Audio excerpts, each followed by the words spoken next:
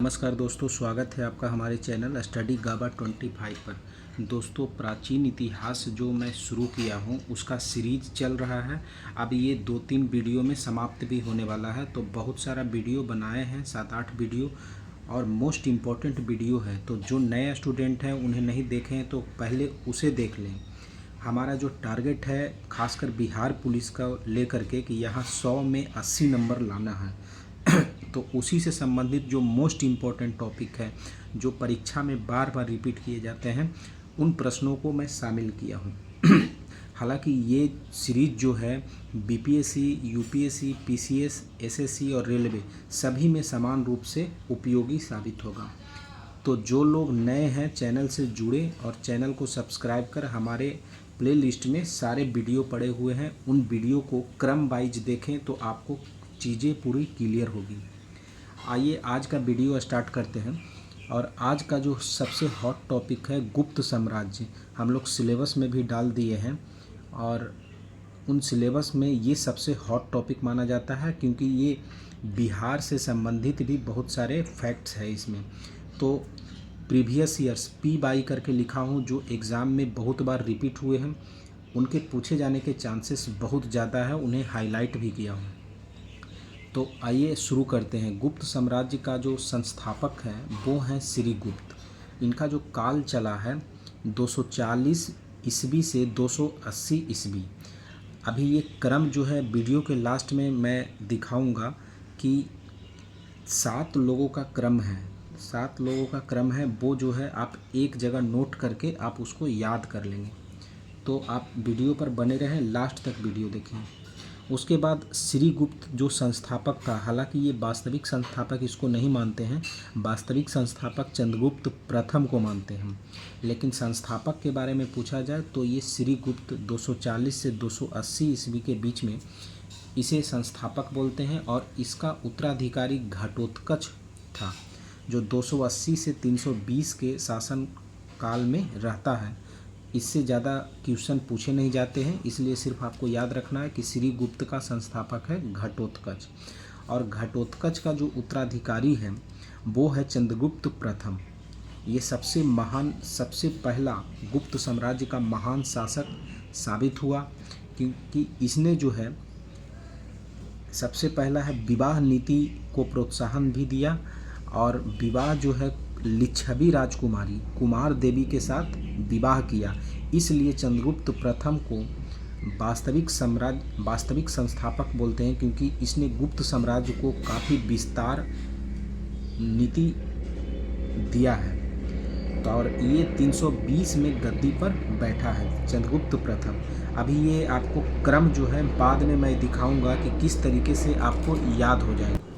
Video में अगर एक वीडियो शुरू में अगर देखने से आपका क्लियर नहीं हुआ तो आपसे रिक्वेस्ट है कि वीडियो को 2 बार देखिए, तो आपका 100% क्लियर हो जाएगा और एग्ज़ाम में एक भी प्रश्न नहीं छूटेगा। इससे जो अगला सवाल है कि महाधीराज की उपाधि किसने धारण किया, परीक्षा में पूछा जाता है। तो चंद्रगुप्त प्रथम, ठीक है। गुप्त संवत की शुरुआत किसने किया, चंद्रगुप्त प्रथम। जब आप प्रीवियस ईयर्स का सेट बनाएंगे तो ये प्रश्न आपको देखने को बहुत बार मिलेगा कि गुप्त संवत की शुरुआत किसने किया था, चंद्रगुप्त प्रथम ने 319 से 320 ईस्वी के बीच में। और देखिए ये जो है वास्तविक संस्थापक को लेके पूछा जाता है प्रीवियस ईयर्स में, चंद्रगुप्त प्रथम। और चंद्रगुप्त प्रथम का जो उत्तराधिकारी है समुद्रगुप्त है, 335 में गद्दी पर बैठा है। चंद्रगुप्त प्रथम के जैसे समुद्रगुप्त भी बहुत इम्पोर्टेंट है।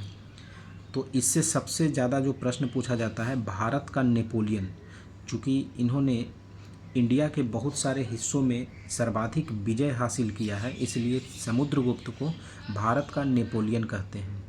और इनका जो दरबारी कवि से क्वेश्चन पूछा जाता है हरिसेन, ये काफ़ी इम्पोर्टेंट है, इसे आप याद रखेंगे कि दरबारी जो कवि है वो है हरिसेन। उसके बाद इलाहाबाद प्रशस्ति लेख की रचना किसने किया है, तो हरिसेन ने। ये समुद्रगुप्त जो है विष्णु का उपासक थे और संगीत प्रेमी भी थे, और संगीत प्रेमी से रिलेटेड करके समुद्रगुप्त के बारे में पूछा जाता है। इन्होंने कविराज की संज्ञा की उपाधि प्राप्त की, विक्रमांक की उपाधि प्राप्त की। तो ये 2 उपाधियाँ आपको याद रखना है। अब आइए, समुद्रगुप्त का उत्तराधिकारी जो होता है चंद्रगुप्त द्वितीय होता है, जो 380 में गद्दी पर बैठता है। ये भी काफ़ी इम्पोर्टेंट है और इससे एक प्रश्न प्रीवियस ईयर्स में पूछे जाते हैं हमेशा, और पूछे जाएंगे कि फाहियान जो यात्री था वो किसके शासनकाल में भारत आया था, तो चंद्रगुप्त द्वितीय। और इसके बाद चांदी के सिक्का चलाया था, चंद्रगुप्त द्वितीय ने चांदी का सिक्का चलाया था जब शकों पर उसने विजय प्राप्त किया था। ये पी बाई जहाँ पर है उसको आप मोस्ट इम्पॉर्टेंट आप समझिए कि ये परीक्षा में पूछे जाते हैं। अभी इससे रिलेटेड हम MCQ वीडियो लाने वाले हैं और उसमें यदि आप इसको पूरा डिटेल्स में अच्छे तरीके से देखते हैं तो वो MCQ बहुत ही आसान आपको लगेगा। उसके बाद चंद्रगुप्त द्वितीय से इतना ही, और उसके बाद उत्तराधिकारी जो उसका होता है कुमारगुप्त प्रथम, जो 415 से 454 के बीच में रहता है।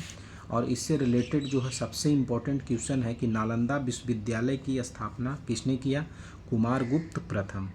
हालांकि बाद में नालंदा विश्वविद्यालय का जो विनाश करता है वो बख्तियार खिलजी करता है, आगे हम लोग सल्तनत काल में देखेंगे। और इसका जो उत्तराधिकारी होता है स्कंदगुप्त, 415 से 467 के बीच में रहता है। और इनसे संबंधित एक बहुत इम्पोर्टेंट प्रश्न परीक्षा में पूछा जाता है कि गिरनार पर्वत पर स्थित सुदर्शन झील का पुनरुद्धार किसने किया, तो स्कंदगुप्त ने। और हूनों का आक्रमण जो शुरू होता है वो स्कंदगुप्त के काल में ही शुरू होता है, तो ये भी इम्पोर्टेंट क्वेश्चन है। और सबसे लास्ट में है कि अंतिम गुप्त शासक कौन है, तो विष्णुगुप्त। ठीक है, अब आइए इनके क्रम के बारे में एक बार क्लियर कर लेते हैं कि सबसे पहले है श्रीगुप्त जिसका शासनकाल है 240 से 280। उसके बाद घटोत्कच गुप्त 280 से 320। उसके बाद चंद्रगुप्त प्रथम 320 से 335। समुद्रगुप्त 335 से 380। उसके बाद चंद्रगुप्त द्वितीय 380 से 415।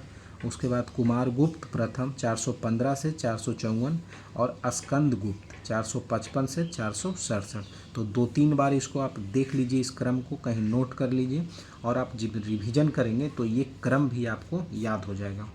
हालांकि इससे रिलेटेड एक और वीडियो बन सकता है, यदि आपको अच्छा लगे तो आप कमेंट बॉक्स में बताएं, तो इसका सेकंड वीडियो भी हम लेकर के आएंगे।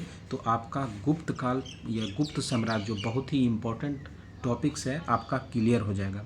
तो वीडियो कैसा लगता है ज़रूर बताइए, और अगर अच्छा लगे तो लाइक शेयर और सब्सक्राइब ज़रूर करिए। हम आगे की दिशा में बढ़ रहे हैं और लगातार टॉपिक वाइज इस चैनल पर वीडियो लाने की मदद कर रहे हैं। और आप लोग से रिक्वेस्ट है कि आप मॉक टेस्ट जो सुबह में 7 बजे चलाया जाता है और उसका जो टेस्ट लिया जाता है रात में 8 बजे, उसमें ज़रूर पार्टिसिपेट करें, आपको बहुत ही फ़ायदा होगा। धीरे धीरे करंट अफेयर्स के टॉपिक पर भी वीडियो बनाने के लिए शुरू करूँगा। तो thank you for watching this video और मिलते हैं नेक्स्ट वीडियो में।